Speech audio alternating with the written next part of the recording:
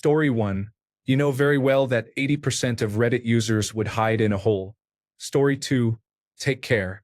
Go to Mum's. Kill Philip. Grab Elizabeth, go to the Winchester, have a nice cold pint, and wait for all of this to blow over. Story 3. Leave. As has been traditional for people from the Balkans since the breakup of Yugoslavia. Story 4. Die probably. If not, I would flee to a foreign country and become a poet. It is me, another refugee. Substacle. Story 5. Sharing a 1,300-kilometer border with Russia, while completing mandatory military service and training to be a frontline soldier. I do not even want to think about it. Story 6. I would defend my country. I suppose my agency would recall us and start a new mission quickly. Story 7. Pray that Crohn's disease is on the exceptions list and declare my wife as my primary carer for it. Story 8. Antarctic penguin here. I would sit back and wait for the combatants to freeze to death from not understanding the true toll of fighting in such cold. Then I would collect any egg-like objects and attempt to hatch them. Story 9. Probably flee to the north and live in the woods. I am living too close to a major military airport to feel safe here, especially with Russia owning so many nuclear weapons. Story 10. If full-scale war breaks out within the interior United States, then everyone is probably in serious trouble and there is nowhere to run. So I would mostly be affected. Story 11. You grow a pair and do your part. Running away from your livelihood and leaving others to do the dirty work so you can return later from your safe place. Who do you expect to fight for your property, family, friends, and country? Story 12. I am not fighting. I am not paying that price. My priority is myself, family, friends, and country in that order. I think many people forget what the cost of death actually is. When wars break out, 50,000 dead is spoken of as if it is just a number. But each of those dead or maimed individuals is a person with a life like yours, with families like your own, friends like your own. It is too easy to dehumanize. Story 13. Finnish man here. I would simply go fight in the war. All men here are required to defend the country against foreign attacks, and women have the option to serve. It is not that we are forced to do this, although legally we are, because most people here genuinely want to fight for their country. Story 14. Shoot back. Story 15. Saying full scale would indicate nuclear weapons being involved, so there is probably nothing I would do. Story 16. Hope you have enough gasoline to drive away from the city and into the woods for a while, with stockpiled munitions and food in the trunk. Story 17. At this point, I would probably just sigh and say, for goodness sake. Story 18. Arm myself, board up the house, tune into the emergency broadcast channels on radio, and await further instructions if any. Batteries are essential. Full-scale war means the electric grid would be taken down. Do not play the hero. You are dealing with people who did not grow up in your land. To them, you do not matter. Story 19. Plan on how to live in the wilderness with my dogs. Scary thought. Story 20. I would call my friend in Switzerland and see if she has a place where I can stay for a while. Story 21. Is anyone talking about running away? I hope you get caught by the invading military. Story 22. I live in the United Kingdom, so obviously I would just head to Winchester and wait for it all to blow over. Story 23. Sweden is a very long country, so it depends on exactly where. I would first find out whether I could be of any use to the military. My guess is no. However, I have dual citizenship, so I would probably start looking for an apartment in Denmark or simply move back home to my parents in the countryside. Story 24. It is not happening. Everyone is overweight. The only thing we are discussing is toilet paper and donuts. Story 25. Immediately transfer funds to a foreign bank before everything shuts down. Pack up the family gold and book a flight out. See you. I am heading to the safety of beautiful, breezy Taiwan where my spouse's family lives. Something like this would never happen there. Story 26. Here in Australia, we would probably end up marching in the streets, protesting for the freedom of the aggressors. Story 27. I would do my best to secure my family and defend what is mine. Story 28. I would try to run, perhaps to France since it is not that far away. Story 29. The Arab Spring and Syrian civil war could have escalated into a broader Sunni versus Shia conflict across multiple countries.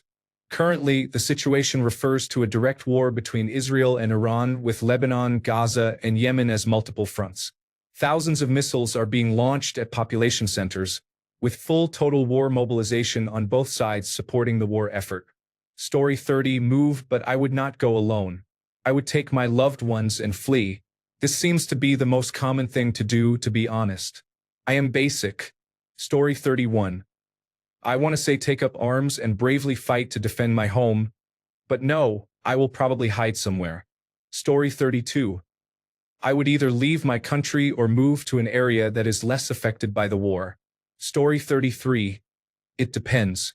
If fighting back could help keep my loved ones safer, I would fight. If it was hopeless, I would attempt to get away with them. Story 34. Get my children out of the country. I am 57 years old, with extensive gaming experience. I would probably fly a drone since I have limited other skills. Story 35. Head for my friend's farm in the mountains. Hopefully, I make it before we are attacked or caught in a fight. Story 36. Wolverines. Who am I kidding? I am old and overweight. I will not last long if the fighting reaches my town. Story 37. I would move to the country of the aggressor and live off their welfare system. Story 38. I live in the United Kingdom, so if there is a nuclear war, whatever I do, I better be able to do it within 10 minutes. Story 39. I guess it depends on who is fighting and what it is for. Someone is invading, I would have to take up arms. A civil war? I would probably try to bunker down and wait it out. Story 40. If there is a war on American soil, something has gone terribly wrong, and there is nowhere to hide or run to. Our allies would most likely be destroyed. Story 41. If any actual combat occurs here, it will be terrorist cells that sneak in or a civil war. Either way, I am staying at home until planes become too much of a problem. However, even though I am in the middle of nowhere, battles have still happened here. There was a civil war battle down the road. It was a very different area then, and war has changed almost 200 years later. That does not outweigh the fact that I am probably safer here than in most other places. Story 42. I would try to leave the country. In fact, I would flee long before that happens. I have several nationalities and would not stay to die. Story 43. I served for 21 years with 4 deployments, 3 as infantry and the last as a tank gunner. I served in Bosnia, Iraq, and Afghanistan twice. Story 44. Laughs in prepper at all the city dwellers thinking they are going to the woods. You will rot in your cities as trash piles up, water stops, and food shelves go empty in 48 hours. Story 45. I would sit back and feel safe because I keep being told on Reddit that we enjoy free healthcare because good old Uncle Sam protects my country and keeps me safe. Story 46. I am expecting you to mean civil war. In that case, everyone has a few options. 1. Join a side you agree with. 2. Do not join and wait. 3. Mediate between both sides. 4. Seek refuge elsewhere. I need to know the context. If it is something worth fighting for, I will join. If it is a misguided political play, I will try to expose it and mediate. If it is too dangerous and mediation seems impossible, and I do not support any side, I would leave. Story 47. Give up my medical retirement and return to service. Some things are worth fighting and dying for. The future of my nation is well worth that, whether facing foreign intervention or domestic usurpers. It is insane to me to see all these people with zero interest in the defense of their homes and ways of life, all while the news is dominated by stories from Ukraine of a people who have only enjoyed democracy for 30 years yet are willing to die by the hundreds of thousands to ensure their nation does not return to what it was forced to endure for much of its history.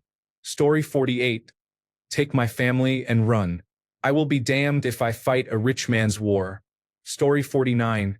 If it is World War III, I am out. For smaller conflicts, I would enlist. Story 50. What should I do? I have no experience and no good military background.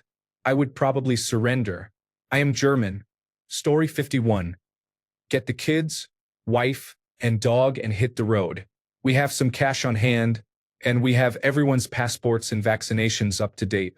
We may try for asylum in Germany or the Netherlands if we cannot escape contested territory over land. Story 52. Depends on what the war is. A foreign invader? I would certainly see what I could do. A civil war?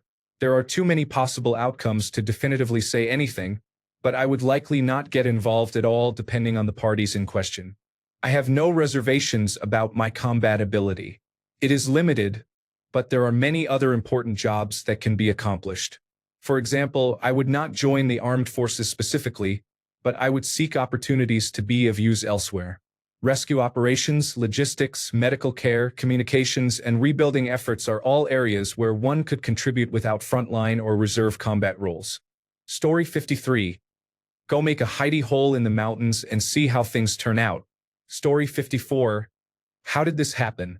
We avoided both world wars. I'm sure we can avoid a third. Story 55. If there were a World War III, Reddit users would build a rocket ship to Mars, establish a community there to escape the war, and introduce Reddit to aliens afterward. Story 56. Probably don my greens and accept my fate, warning the Russians for making me stay out in the wet and cold. Story 57. The irony of this question is that it is impossible to answer. Many things that you could not have accounted for will happen when the war starts. All your plans and contingency plans, everything will go wrong. Everyone will have to improvise based on the new reality. Story 58. Yo solo quiero vivir a mis anchas. ¿Qué me importa que bandera haya en la Plaza Cagancha? Ricardo Musso. Story 59. My business is metalwork. There is a good chance it will increase my workload, so hopefully I will earn some good money while not being part of the fighting. This gives me better odds of survival, leaves my country with fewer people, and allows me to have more money. Win-win in my book. Story 60. I would grab my brothers and do what I could to protect my mother and nieces. I would probably use the old war defenses where we grew up because we would know them better than any advancing forces. As a civilian, you are pretty much helpless, sadly. Story 61. I served in 2 wars. I am going to stay safe and let the children handle the conflict. Story 62. They would have their wives' boyfriends go fight for them. Story 63. Gain someone's trust and then trade them to the invaders. Repeat if it is profitable. Story 64. Luckily, I do not live there, and I certainly would not go back to help. Story 65. I am right outside a military base. I am hopping the fence and saying, "Put me in your jail or give me a gun." Story 66. We are currently being attacked on 7 different fronts. Another one will not make a significant difference. Story 67. Leave, and if I cannot, I will do my best to help keep fellow citizens fed and watered. I am not dying for a country, and I refuse to kill for one. Story 68. Honestly, unless you can leave the country early as a refugee within the first few days, the likely choice you have as a man is to fight or die. If you are a woman, there are several other very unpleasant steps in between, but ultimately it comes down to the same thing. There is no option to let the invading force know you are not a threat and not participating. They will assume you are trying to trick them and may kill you if you are lucky. If you are unlucky, you might be captured, tortured, and then used as a human shield before being killed by your fellow countrymen or the invading force. War is not romantic. War is brutal, and you will watch your loved ones die. Story 69. What can you do? Try to keep living as best I can, help where I can, and be frightened all the time. Story 70. Fully understanding that being a war refugee is extremely difficult. Story 71. Try to escape or live with my father, defend the house as best as possible, and accept the consequences. Story 72. Try to remember my Facebook password and contact my friends who live in another country. See how they are doing and ask about them. See if they have an extra bed, you know? Story 73. If I were forced to fight, I would probably get shot for defection. However, fleeing to a peaceful place is preferred. Story 74. Take over the house down the street, which has cement block walls with spikes on top. I truly do not know why it was built. pull the hurricane shutters out, and then just hunker down until I run out of food or cannot live with my own thoughts anymore. I might take my twin, might not. She probably has her own plans. Story 75. Lock and load. Just kidding, probably cry and start drinking again. Story 76. Probably finding a place to hide, writing a post complaining about how the United States is not helping after spending years against the West and the United States. Story 77. Sign up. Let's get this bread. I want my family to live peacefully in freedom. I am not going to enjoy having a first-person view drone intrude, but I will not remain passive if my country is attacked. Story 78. I am very resourceful and well-equipped. I would just continue following the same routine. Story 79. Fight or do whatever is needed of me, as we have in my country for the past 100 years. I will not die running. Story 80. Try to flee the country to a safe one. No way I am fighting in a modern war for a country I do not like. Story 81. Block off the neighborhood and form a group with all the neighbors. There are only 3 roads in and out for over 1,000 houses, so it should not be too difficult to barricade them. Story 82. Probably move back to my unremarkable old hometown that is not near any major point of interest or any tactically advantageous position. I can say that with absolute confidence without needing any skills or training in strategy. Story 83. Go to the nearest recruitment office and try to re-enlist. Story 84. Run straight down into my year 2000 bunker that is very comfortable. Story 85. My 2 options are to fight or go to prison. I enlisted to fight, so that is what I will do. Story 86. People say they would run. Do you really think that in past wars people voluntarily wanted to serve in their armies? There are always volunteers in the beginning, but it is the conscripts who win wars. Story 87. Sorry, I couldn't hear you over the sound of me being very scared. Story 88. Die like an unthinking lemming in the trench, or maybe catch a bomb while delivering supplies, like many other people from both sides. Bright future. Story 89. Living in a remote area already, it probably would not be too hard to keep moving around the wilderness to avoid any conflict. Story 90. Grab my personal computer, go to my parents' house, grab a gun, play Skyrim and watch the news. Story 91. A series of rational but likely very violent choices to keep my family safe. Story 92. I live in Switzerland. I would go to my shelter to relax with some friends. Story 93. Depends on who is fighting. I am perfectly happy to join and fight for what I believe in. Unfortunately, my country does not have many large-scale causes that I believe in, so I would probably go hide in the highlands. I am probably one of the few people in my peer group with the equipment and knowledge to sustain myself. I would like to gather a few friends who also have desirable skill sets. Story 94. Call my friends and grab my guns. Gather supplies and make supply bags in case we need to flee. Start asking around for information to avoid interaction with soldiers and know where the front line is and what areas are occupied. Stay put until the situation intensifies and leave if necessary. Story 95. People in my country are too lazy to go to war. 2% would be fighting, and whoever wins, the rest will likely just accept it as long as they don't try to make speed limits on the Autobahn or ban alcohol. Story 96. I would probably end up in the division headquarters. Sadly, my days of squadron command are likely behind me. Story 97. I would probably die, honestly. I am very invested in emergency preparedness, but the chances of survival are not high. If anyone tells you otherwise, they are delusional. Story 98. Have you ever seen that episode of The Twilight Zone where the woman is sitting on the porch of the dilapidated house? Probably that. Story 99. Point across the ocean and ask if the enemies are on the other side. Story 100. I would probably be dead before I get much of a chance to do anything. I live fairly close to the German Ministry of Defense, and I assume a full-scale war includes nuclear weapons. Many of them are likely aimed to detonate so close to me that there is a high likelihood I will be completely obliterated. Story 101. I am a 4-star level chair general. I would probably hide or run. Story 102. It seems like it might happen soon in Jordan. Perhaps die in the desert? Story 103. I would probably just enlist. I would rather be an enlisted soldier trained than a draftee.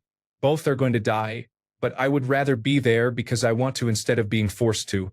Story 104. Well, I am in the military, so I suppose I will fight in the ensuing war. Story 105. If a war breaks out in the United States, I will let the military handle it. None of our geopolitical rivals have the logistics capability to launch a sustained invasion, and any attempted surgical strike would be dealt with quickly. Our retaliatory attack would be overwhelming. We would be fine, and the offending nation would not exist after a couple of days. Story 106. Do you mean a civil war or an attack by a foreign power? I would stockpile food, water, and as many weapons as I could find, then systematically take out as many of the invaders as possible. Story 107. Probably get caught up in the initial bombardment. I live close to a large military base. Story 108. Well, I have 5 guns and a few hundred rounds of ammunition, so I am going to go out in a blaze of idiocy. Story 109. Inside suggests a ground invasion. So yeah, I would laugh at whoever tried to take the United States of America by ground. There is a reason we do not have health care.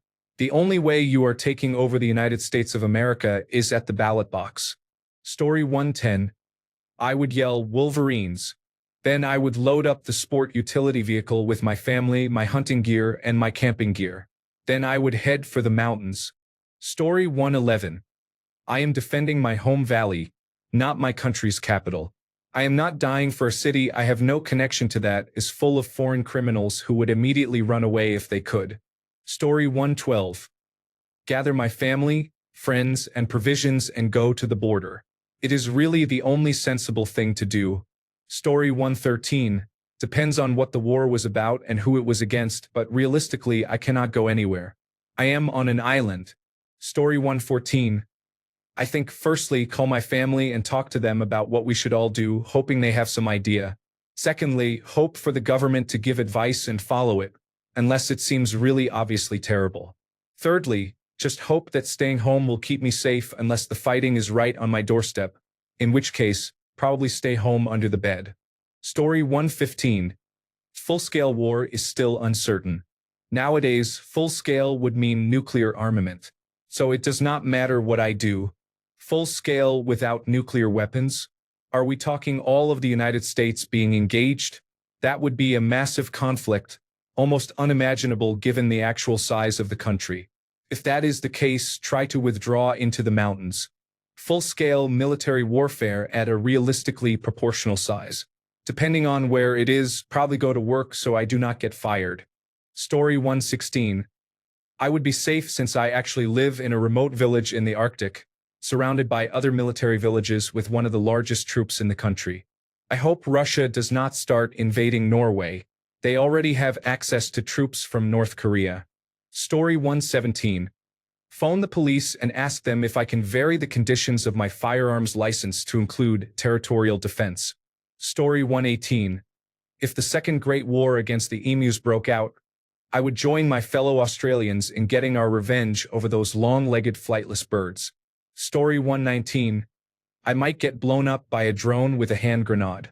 However, if I do not get blown up by the drone, I would use my professional experience in heavy civil construction to destroy bridges, slowing the enemy's advance. Story 120. I would probably try to run to a military safe zone where I could hopefully be trained to be a soldier, so I can defend my peaceful valley town from those who would dare invade it. Story 121. As an American, I will tell you that I would take up arms and defend my country. As a person, I will tell you I will probably hide in my basement until I am found by friend or foe. Story 122. Break my neighbor's house, add his stockpile of supplies to my stockpile, and wait for the first wave of motivators to eliminate each other. Story 123. As an immigrant with a noticeable foreign accent, I would face discrimination. Story 124. Well, it happened to me in 2022. I waited at a border checkpoint for 14 hours, boarded a hovercraft, and crossed a river. Super fun. Story 125. I would probably try to turn my basement into a bunker. What could go wrong? I learned everything I needed to know that one time when I did not read the instructions on how to install a washing machine. Just read directions. Story 126. Try to get my area to secede before it becomes violent, just like Slovenia did before the Yugoslav War. Story 127. Dust off the Geneva checklist and determine how to add new line items to it. Story 128. I do not know. Chances are I would back out and do nothing. Story 129. Well, I am in the United States and in Texas at that. If somebody attacks Texas, I am pretty sure they will not need me to volunteer to help. Sorry, bud, we have too many already, not taking more. So, I guess I would sit at home on social media and watch the videos of Texans going after the invader. Story 130. Give the Russians the chance to experience the Vietnamese booby traps while staying mostly in my basement, assuming I am not drafted. I would likely attempt to live in the forest behind my house. Story 131. I am unfit to fight a war. I would be a burden. I will try to find a way to contribute in any other way I can. Story 132. The thing with war is that you do not get much of a choice about what to do. You do what the situation forces you to do. If that means you get drafted and end up in a trench, that will happen. If it means you become a refugee, that will happen. Getting sent to a concentration camp could happen. If that means you become just another statistic, then that is it. Your input is not really asked in any of it. There is no "what would you do?" because you get no choices in a war. It is not up to you what you will do. Story 133. Treat it like a cautious person during a Midwest tornado, just checking that everything is clear with a beer in hand. Story 134. Flee. What? I'm not going to fight. I am a 40-year-old man who has chronic pain and chronic illness issues. No, it is about self-preservation for me in this scenario. Story 135. Fight. Let's be honest, I dislike most Americans like every other New Yorker, but I will be damned if some foreign person is going to shoot up my hometown. Story 136. Living in the southern United States, I do not want to stay there. I would make my way into the Appalachian Mountains or up to Wyoming with some of my friends.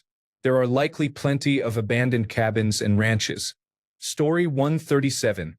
Throw up my hands and say, again, go home and get the weapons out. Story 138. Russian here had some Ukrainian acquaintances. From both sides, there were only 3 categories. 1. Those who went to the front line. 2. Those who fled or went to the countryside. 3. Those who came to work 5 days a week and lived their life as usual. I guess this kind of experience can be applied to every modern non-nuclear conflict. Story 139. I will drink and smoke outside to see what happens. Gambler attitude. Story 140. I would fight. I love my country too much to just hide. If I die, at least it will be for something I believe is worth dying for. Story 141. Probably nothing. The last 2 times this happened, our small place in the middle of nowhere was not harmed directly. Not enough resources to be interesting, but enough to live off. We have tractors and cows. We have a local heating plant, local power, and tractors could run on sunflower oil. So just stay inside and do not let anyone find us. Oh, and hide the men in that old beer cellar in the woods if necessary. Story 142. I might be overwhelmed as a first responder and sent to war or work to exhaustion. Story 143. Grab my family and my gun and go to my parents' isolated cabin. Many of my relatives would do the same. There we have what we need. Food, water, accommodation, and electricity. Story 144. Get the most random trash that is kind of strong that I can find, put it on my car, and speed away, hoping I can make it through the war zone. I would definitely hide. Story 145. All these losers with big bravados and delusional ideas of what war is, who are chastising people for saying they would run from a war, would lose control the second they got anywhere near real combat. You are Navy SEALs and children. You would die before you made it to the front. Meat for the grinder. You would be the kid in All Quiet on the Western Front who loses control at the sound of incoming artillery fire hitting your lines. You aren't heroes, you are chumps. To be clear, I am not calling those of you who said you would fight chumps. just those who are calling those unwilling to fight cowards. Story 146. I live about 20 minutes away from the border, so I will probably just leave. Story 147. Let the military deal with it. United States of America. Baby, you would have to be very foolish in my country.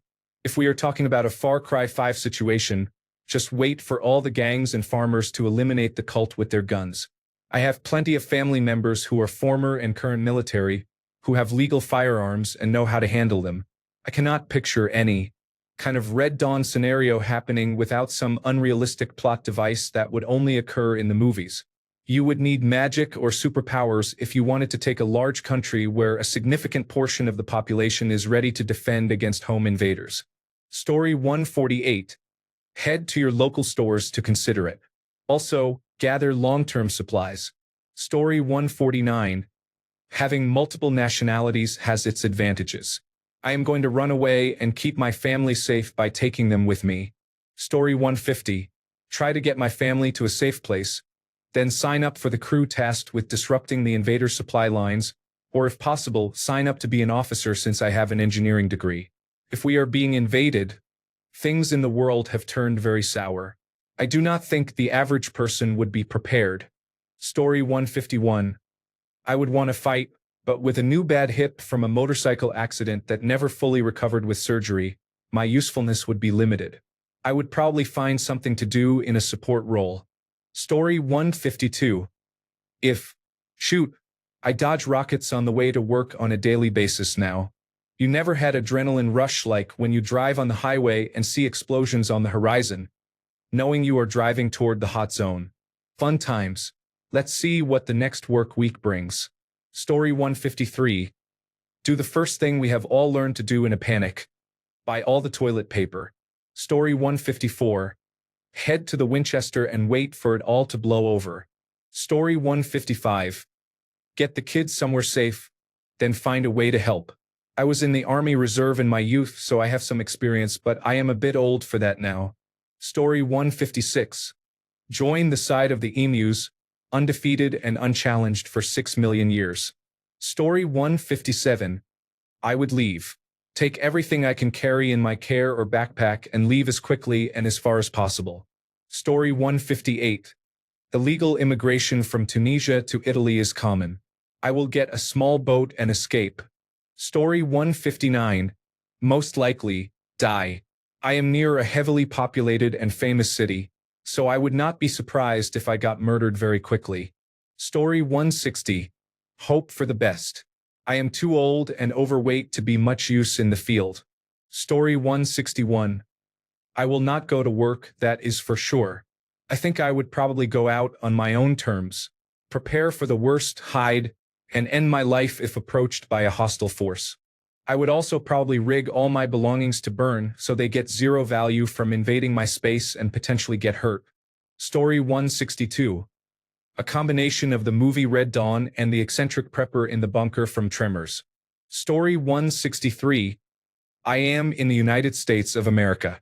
If there is a civil war here, difficult times are ahead. Story 164.